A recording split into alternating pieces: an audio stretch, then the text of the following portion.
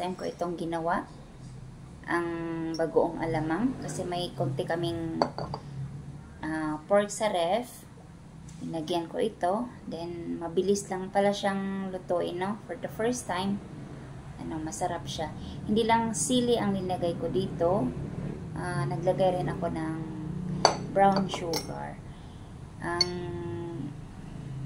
ginawa ko nito ay kumbaga bumili lang ako ng yung nasa palengke, yung balot-balot na alamang. Ayun, naisipan ko lang, naisipan. Be wise na tayo ngayon kasi may anak akong hindi kumakain ng siomai na sweet and spicy lang na ang ilagay brown sugar, oyster sauce, toyo, ganon. At saka labuyo. Hindi siya kumakain nun. So, much better na gagawa tayo ng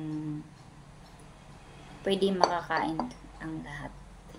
So, that's it. And thank you for watching. Please like and share if you like my video. And thank you for watching, guys. Bye.